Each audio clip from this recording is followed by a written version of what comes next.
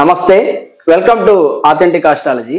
ఈ వీడియో చేయడానికి ముఖ్య కారణం ఏంటి అంటే, చాలా మంది మన కామెంట్ సెక్షన్ లోనే కాకుండా పర్సనల్ గా కూడా మెసేజెస్ చేసి అడుగుతున్నారు ఈ సెప్టెంబర్ 7వ తేదీ ఉన్నటువంటి ఈ చంద్రగ్రహణం గురించి ఎక్స్ప్లెయిన్ చేయమని.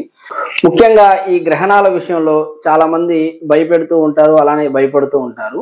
అయితే నేను ఈ వీడియోలో మీకు చాలా ఈజీగా అర్థమయ్యే విధంగా ఏ లగ్నాలకు ఈ చంద్రగ్రహణం కీడు, అలానే ఏ లగ్నాలకు మేలు, అలానే ఈ గ్రహణ సమయంలో తీసుకోవాల్సిన జాగ్రత్తలు ఏంటి, అలానే ఈ గ్రహణ సమయంలో ఏ దైవనామ స్మరణ చేయడం మంచిది, దానితో పాటు ముఖ్యంగా గర్భిణీ స్త్రీలకు ఈ గ్రహణం వల్ల ఏదైనా ప్రభావం ఉంటుందా ఉండదా, ఇవన్నీ నేను మీకు సైంటిఫికల్ గా అంటే ఖగోళ శాస్త్రం ప్రకారం అలానే జ్యోతిష్య శాస్త్రం ప్రకారం చాలా ఈజీగా అర్థమయ్యే విధంగా ఈ వీడియోలో నేను ఎక్స్ప్లెయిన్ చేయబోతున్నాను. ఇక ఈ చంద్రగ్రహణం మనకు సెప్టెంబర్ 7వ తేదీ రాత్రి 8:58 నుండి అర్ధరాత్రి 2:25 వరకు ఉంటుంది. ఇందులోనూ పూర్తి గ్రహణ సమయం 11 గంటల నుండి 12:22 వరకు. ఇందులో కూడా మనకు 11:41 మనకి డార్క్ షాడో పాయింట్ గా మనం గమనించవచ్చు. ఈ గ్రహణం అన్నది మనకు భారతదేశంలో ఢిల్లీ, అలానే కోల్కతా, ముంబై, అలానే హైదరాబాద్ నుండి ఈ గ్రహణాన్ని పూర్తిగా వీక్షించవచ్చు. అయితే ఈ చంద్రగ్రహణం అన్నది రాహుగ్రస్త చంద్రగ్రహణము. కొంతమంది ఈసారి చంద్రగ్రహణం పౌర్ణమి రోజు వచ్చిందంట కదా అని అడుగుతూ ఉన్నారు, ఎవరో చెప్తున్నారని కూడా చెప్తున్నారు. వాస్తవానికి మనకి ఎప్పుడు కూడా ఈ చంద్రగ్రహణం అన్నది పౌర్ణమి రోజే వస్తుంది. ఎందుకు పౌర్ణమి రోజే వస్తుంది? పౌర్ణమి రోజే కదా ఈ సూర్యచంద్రులు ఎదురెదురుగా ఉంటారు. కాబట్టి ఎప్పుడు చంద్రగ్రహణం వచ్చినా పౌర్ణమి రోజే వస్తుంది. అలానే ఎప్పుడు సూర్యగ్రహణం వచ్చినా అది అమావాస్య రోజే వస్తుంది. దీంట్లో పెద్ద ప్రత్యేకత ఏమీ లేదు. సో కొంతమంది దీన్ని కూడా ప్రత్యేకంగా చూస్తున్నారు. ఇది సర్వసాధారణమైన విషయమే. అసలు గ్రహణం అంటే ఏంటో మనం తెలుసుకుంటే దానికి మనం ఎంత భయపడాలి, దాన్ని మనం ఎలా తీసుకోవాలి అన్నది మనం అర్థం చేసుకోవచ్చు. అసలు గ్రహణం అంటే ఏంటి? సో ఎప్పుడైతే అందులోను రాహుగ్రస్త చంద్రగ్రహణం, అందులోను కేతుగ్రస్త చంద్రగ్రహణం, సో వీటి మధ్య తేడా ఏంటి ఇవి తెలుసుకోవాలి అంటే ముఖ్యంగా మనకి ఈ గ్రహణం అన్నది ఎప్పుడు ఏర్పడుతుంది? ఈ పౌర్ణమి రోజు ఏర్పడుతుంది. పౌర్ణమి రోజు సూర్యచంద్రులు ఎదురెదురుగా ఉంటారు. అయితే ఈ గ్రహణ సమయంలో ఎప్పుడైతే మనకి సూర్యుడి కిరణాలు భూమికి ఒక పక్క పడుతున్నాయో, మరొక పక్క ఈ నీడ అన్నది ఏర్పడుతుంది. దీన్ని అంబ్రా అని అంటారు. ఎప్పుడైతే ఈ చంద్రుడు కదులుతూ ఈ నీడలోకి వస్తాడో చంద్రుడు మనకి కనపడకుండా ఉంటాడు. దీన్ని మనం చంద్రగ్రహణం అని అనుకుంటాము. సో అయితే ప్రతి పౌర్ణమికి ఇది జరగదు. సో ఎప్పుడైతే చంద్రుడు అంటే నార్త్ లూనార్ నోడ్ అంటే రాహుకి దగ్గరగా వచ్చినప్పుడు రాహుగ్రస్త చంద్రగ్రహణము, అలానే సౌత్ లూనార్ నోడ్ అంటే ఈ కేతువుకి దగ్గరగా వచ్చినప్పుడు కేతుగ్రస్త చంద్రగ్రహణం అనేది ఏర్పడుతూ ఉంటుంది.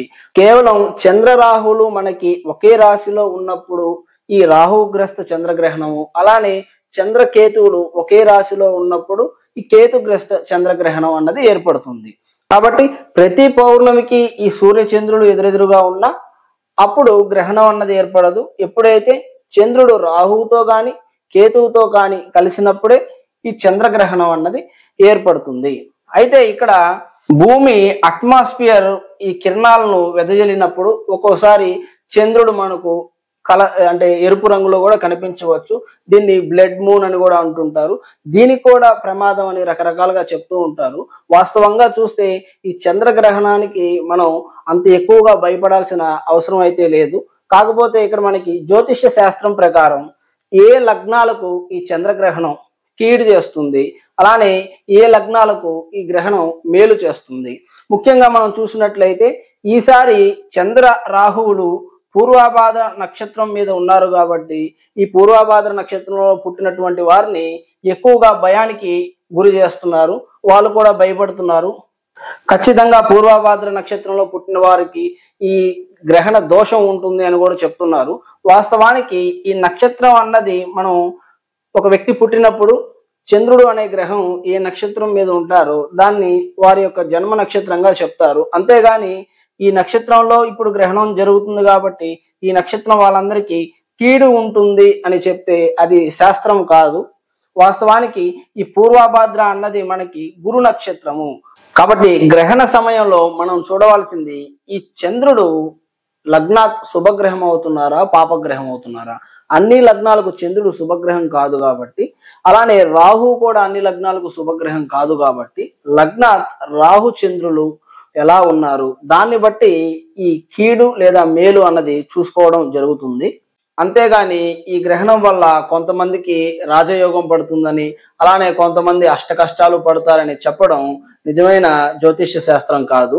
ఒకవేళ ఈ గ్రహణం వల్లనే ఇన్ని జరిగే పని అయితే ఇంకా ప్రారంధానికి అర్థమేముంది.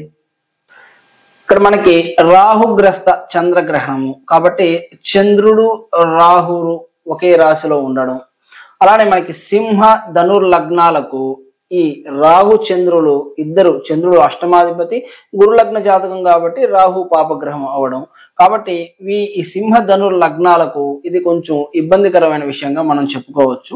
అలానే వృషభ మిథున కన్య మకర కుంభ లగ్నాలకు రాహు శుభగ్రహంగాను అలానే చంద్రుడు పాపగ్రహంగాను ఉండడం మధ్యమంగా మనం చెప్పుకోవచ్చు. అలానే మీన మేష వృశ్చిక కర్కాటక లగ్నాలకు చంద్రుడు శుభగ్రహం కాగా ఈ రాహు పాపగ్రహం అవడం వల్ల మధ్యమంగా మనం చెప్పుకోవచ్చు. అయితే ప్రత్యేకించి ఈ కర్కాటక లగ్నానికి లగ్నాధిపతి అయినటువంటి చంద్రుడే గ్రహణానికి లోనవడం వల్ల, అంటే లగ్నాధిపో దైవః అన్న సూత్రం ప్రకారం ఈ కర్కాటక లగ్న జాతకులు ఎక్కువగా జాగ్రత్త అన్నది తీసుకోవడం మంచిది.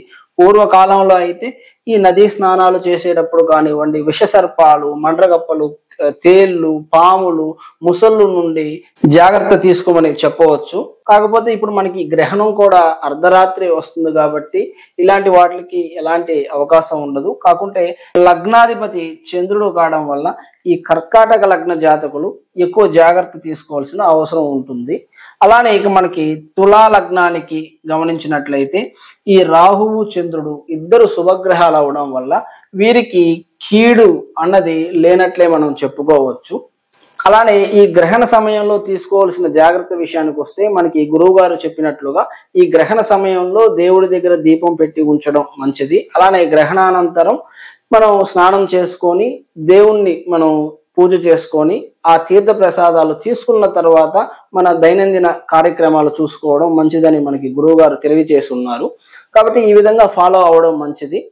దానితో పాటు ముఖ్యంగా ఎక్కువ ఈ ప్రెగ్నెంట్ లేడీస్, గర్భవతులు ఎక్కువగా భయపెడుతూ ఉంటారు ఈ గ్రహణ సమయంలో. వాస్తవానికి ఈ గ్రహణం వల్ల ఈ పిల్లల్లో అంగవైకల్యం వస్తుంది లేదా అవయవ లోపం వస్తుంది అని ఇంతవరకు అది ప్రూవ్ అవ్వలేదు. ఓకేనండి. కాబట్టి గ్రహణం వల్ల ఇలాంటి అంగవైకల్యము అలానే అవయవ లోపం అన్నది రావడానికి అవకాశం ఉండదు.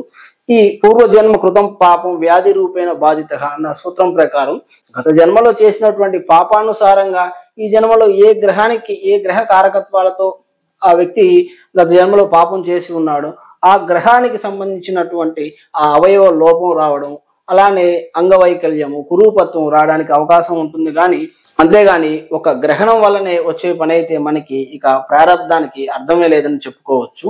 కాబట్టి ఈ గర్భవతులు అలా పడుకోవాలి ఇలా తిరిగి పడుకోకూడదని రకరకాలుగా చెప్తుంటారు. అవన్నీ పాటించాల్సిన అవసరం లేదు.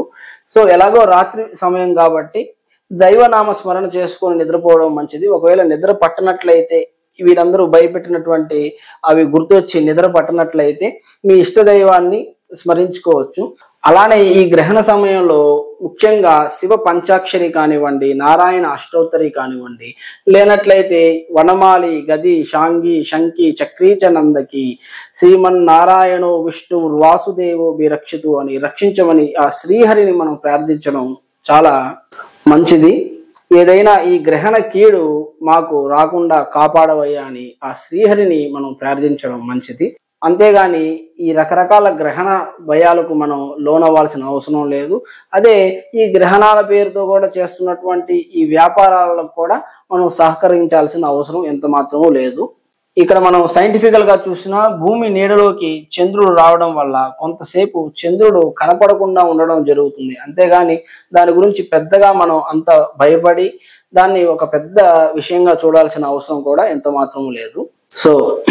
సో ఇదండి ఈరోజు వీడియో రాహుగ్రస్త చంద్రగ్రహణం గురించి. అలానే మీలో ఎవరైనా మీ పర్సనల్ కన్సల్టేషన్స్ తీసుకోవాలి అనుకుంటే ఇక్కడ డిస్ప్లే అవుతున్నటువంటి నెంబర్ని మీరు కాంటాక్ట్ చేయొచ్చు. అలానే మీలో ఎవరైతే లాజికల్ గా శాస్త్రబద్ధంగా ఈ జ్యోతిష శాస్త్రాన్ని నేర్చుకొని దాన్ని మీ రియల్ లైఫ్ లో అప్లై చేసి ఫలితాలను చూడాలనుకుంటున్నారు, అలానే ఈ జ్యోతిష శాస్త్రం ద్వారా ఎక్కువ మందికి మీరు మేలు చేయాలనుకుంటున్నారు, ఈ శాస్త్రాన్ని మీరు నేర్చుకోవడానికి కూడా ఈ నెంబర్ని మీరు కాంటాక్ట్ చేయవచ్చు. Thank you so much for watching this video.